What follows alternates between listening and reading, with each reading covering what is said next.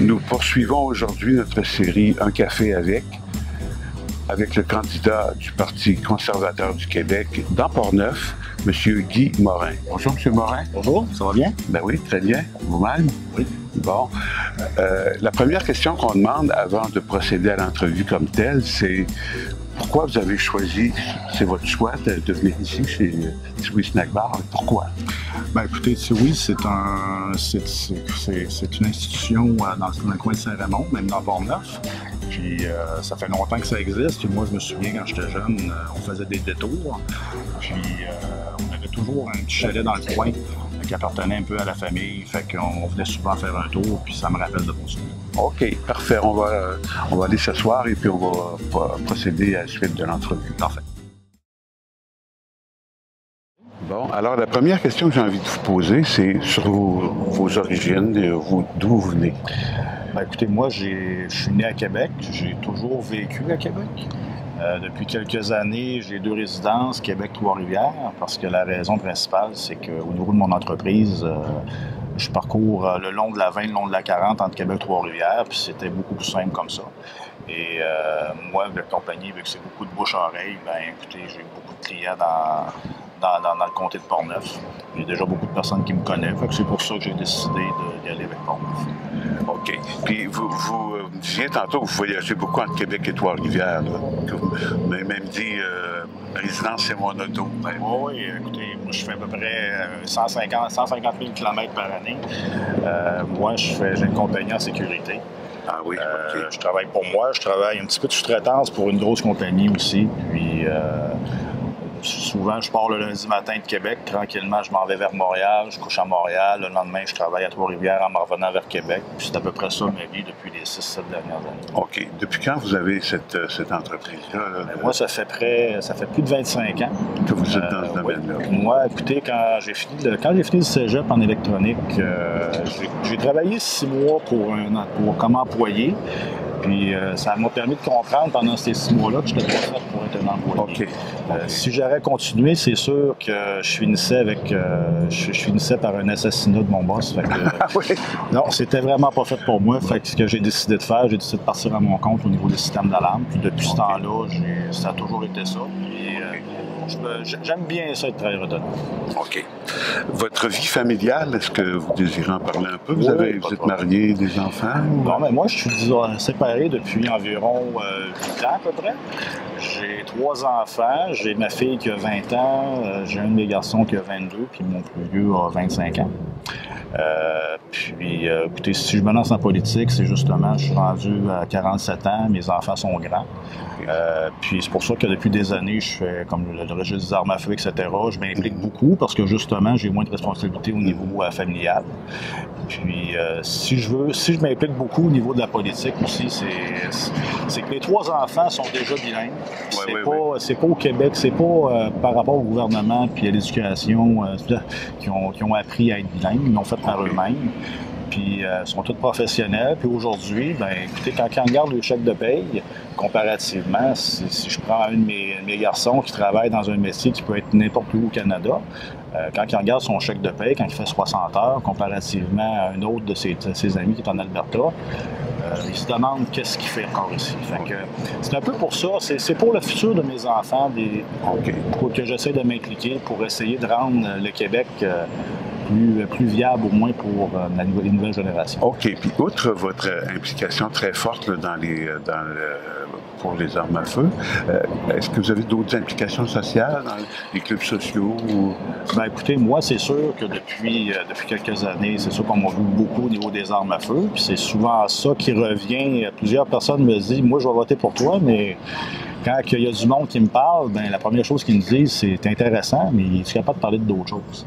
Okay. C'est sûr que je manque beaucoup de temps parce que ça me prend beaucoup, là, mais moi, je suis une personne qui a toujours aimé la politique.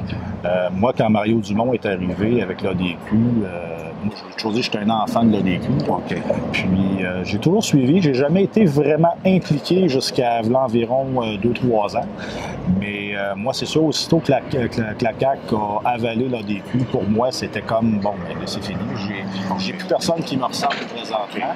Fait que c'est sûr que j'ai milité beaucoup, plus au niveau du réseau Liberté Québec, les choses qui étaient un petit peu à côté. Puis, avec Adrien Pouliot qui est arrivé, ben, c'est sûr qu'au niveau du PCQ, c'est vraiment les valeurs qui viennent me chercher. Donc, j'ai décidé de faire le saut. OK. Maintenant, on est déjà dans le vif du sujet parce qu'on a déjà abordé la politique, mais quelles sont les qualités ou les traits de caractère qui feraient de vous un bon député? Bien, je pense que depuis une couple d'années, depuis que je suis un peu médiatisé, on comprend assez vite que je suis pas quelqu'un qui baisse les bras. Il n'y a pas grand monde qui peut me masser et me dire « c'est assez, là, arrête de parler ». Je suis un gars qui fonce. Puis souvent, comme je dis aux gens, c'est que si vous voulez élire un député qui va parler puis qui va se lever seulement quand son chef va lui dire, puis qui va dire exactement ce que son chef lui dit, puis quand il va avoir quelque chose d'intérêt pour Portneuf mais qui ne sera pas d'intérêt pour le parti, il va se faire dire « ferme d'ailleurs », ben votez pas pour moi, vous allez être dessus. Parce que moi, je risque de desserrer ma chemise, puis s'il faut que je vire une table à l'envers, je vais le faire. Moi, quand j'ai un objectif, il n'y a rien qui m'arrête. OK. Puis si j'ai des gens qui essaient de me mettre des bâtons dans les roues, je vais trouver par tous les moyens de les contrôler. OK. Quelle est votre vision de Portneuf, votre vision du Québec et votre vision du monde? Commençons par Portneuf. Je sais que c'est un gros mandat là, comme question. Oui, bien, Portneuf, ce qui arrive, c'est que Portneuf, c'est pas une région qui est homogène. Il y a les priorités des gens qui sont plus du côté de Donnacona, Pont-Rouge, un petit peu Saint-Raymond, puis ceux qui sont plus du côté de Rivière-à-Pierre, Saint-Casimir, c'est pas tout à fait les mêmes problèmes qu'ils ont à régler. Mais dans l'ensemble, je vous dirais que ce qui est intéressant pour Portneuf, c'est qu'on est proche de Québec, on est proche de Trois-Rivières. Dans une heure, on est rendu de l'autre bord du pont. Dans 1h30, on est rendu à Montréal ou presque. Là. Donc, on a accès partout. Ce qui fait que c'est un problème peut-être au niveau politique, parce que Portneuf n'est pas vu comme une région ressource, une région pauvre. C'est pour ça que souvent, qu'on a vu dans le passé, même si Portneuf avait un député qui était au pouvoir, il ne se passait rien ici, parce que, exemple, si on prend la cimenterie, Saint-Marc-des-Carrières, c'est sûr que la Gaspésie va passer avant. Oui. C'est toujours ça, parce qu'ils savent très bien que Portneuf, c'est un endroit qui sont capables de se passer du gouvernement. Okay. Fait que pour moi, ça serait important d'essayer de ramener le plus possible Portneuf sur l'échiquier politique, puis être capable d'en les représenter comme du monde pour qu'ils aient ce qu'ils ont besoin et ce qu'ils doivent avoir. Vous avez déjà répondu un petit peu, mais je vous le redemande quand même, les raisons qui vous ont amené à faire de la politique, ça vous a toujours intéressé de toute façon? Bien, c'est sûr que moi, depuis que l'ADQ est arrivé avec Mario Dumont, Mario Dumont a le même âge que moi. c'est là que votre sensibilisation a commencé? C'est exactement là, parce qu'avant ça, pour moi, la politique ne m'intéressait pas. Mettons que j'avais peut-être 20-25 ans, peut-être. C'est sûr qu'à partir de ce moment-là, j'étais capable de m'identifier à Mario Dumont, puis sa manière de penser, sa manière de fonctionner. Fait que c'est là que j'ai commencé vraiment à m'intéresser à la politique, à m'intéresser à ce qui se passait autour. Et comme je vous dis, depuis que l'ADQ a disparu, moi, je ne me reconnais plus dans ce qui est à l'Assemblée nationale. Présentement, l'Assemblée nationale, c'est toute la même chose. C'est la même vision. C'est plus de taxes, plus d'impôts, plus de contrôle, plus de programmes. Puis moi, l'Assemblée nationale, qui est presque toujours unanime, je la comprends pas. Je la comprends pas du tout. Fait que moi, c'est ça que je veux vraiment essayer d'aller emmener une nouvelle vision à l'Assemblée nationale. OK. Maintenant, ça va être une dernière question, mais il nous reste quelques minutes quand même. Vous pouvez élaborer puis nous parler vraiment de la politique de votre parti. Là. Pourquoi vous avez choisi ce parti politique-là? Et puis, quels sont les éléments forts, là, les éléments qui sont importants pour vous dedans? Moi, j'ai choisi le Parti conservateur du Québec. C'est vraiment la vision, les valeurs puis qu'on a dans le parti.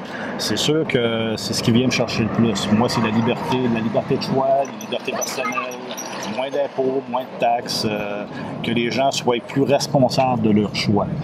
C'est pour ça que quand j'en garde, souvent on me dit, quand on me dit pourquoi le PCQ, je dis c'est parce que c'est vraiment ça qui me ressemble, c'est mes valeurs, mes convictions. Si j'aurais vraiment voulu faire de la politique puis être opportuniste, bien, le lendemain du vote pour le registre des armes à feu, j'aurais été voir François Legault, puis aujourd'hui je me présenterais pour la CAQ, puis je serais peut-être élu. Mais c'est pas ça que je suis présentement. Puis c'est important pour moi de pas balayer ça. Fait que c'est pour ça que je vais avec le Parti conservateur du Québec. Puis écoutez, toutes les mesures qu'on essaie d'appliquer, c'est tout en fonction de redonner le pouvoir aux gens le plus possible, rapprocher les décisions le plus possible du citoyen, des municipalités, faire en sorte qu'au lieu d'aller chercher l'argent en imposant, en taxant, après ça, non, on va aller chercher 100$ dans vos poches, on va s'en donner 50. Pour le reste, on va décider ce qu'on va faire avec. Nous, on aime bien mieux baisser les impôts, baisser l'État, les taxes, laisser l'argent dans les poches des contribuables, puis eux feront bien ce qu'ils veulent avec. Okay. Puis pourquoi ce combat contre, c'est-à-dire pour la liberté avec les armes à feu? Qu'est-ce qui vous motive? Là, je vous dirais que oui, je suis un propriétaire d'armes à feu. Oui, certains diront que, comparativement à d'autres, je suis pas mal plus pro-gun, puis c'est vrai. Sauf que le combat, je ne l'ai pas fait pour la question de l'enregistrement. Parce qu'en tant que tel, l'enregistrement, là, c'est pas si grave que ça. Ouais. Okay? C'est pas ça le problème. C'est juste qu'on est les seuls au Canada. On doit le faire. Mais ce qui m'a dérangé dans cette histoire-là, c'est que moi, des lois comme ça, des lois inutiles, qui servent à rien, qui sont coûteuses, puis qu'on sait qu'ils vont juste être un faux sentiment de sécurité, puis qui va donner bonne conscience aux politiciens en se disant, ben écoutez, on a fait quelque chose, ben ça, j'en veux plus dans ma vie. Moi, ce que je veux, une loi pour moi, une réglementation, ça doit servir à quelque chose. Puis, je vous dirais que au niveau des propriétaires d'armes à feu, c'est le même combat que les propriétaires de motos. Okay. Les propriétaires de motos, présentement, on a essayé de complètement éliminer les racers.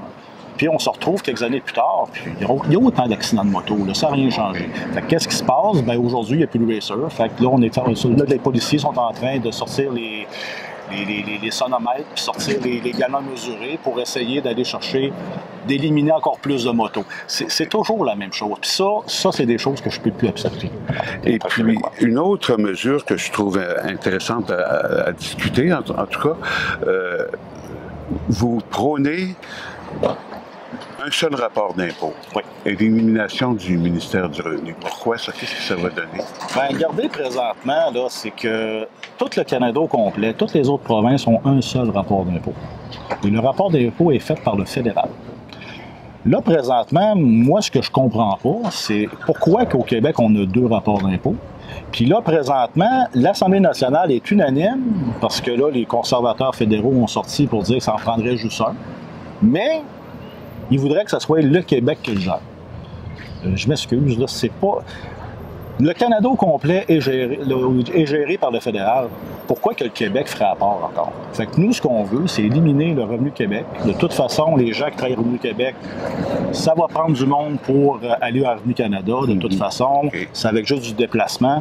Mais l'important, ça serait de faire comme tout le reste du Canada, avoir un rapport d'impôt qui soit géré par le fédéral. OK. Est-ce que vous menez une campagne très active? Quelle sorte de campagne vous menez, là? Bien, comme, écoutez, moi, c'est sûr que je travaille à chaque jour, j'ai pas le choix. On n'a pas les mêmes budgets que la CAQ, que les libéraux.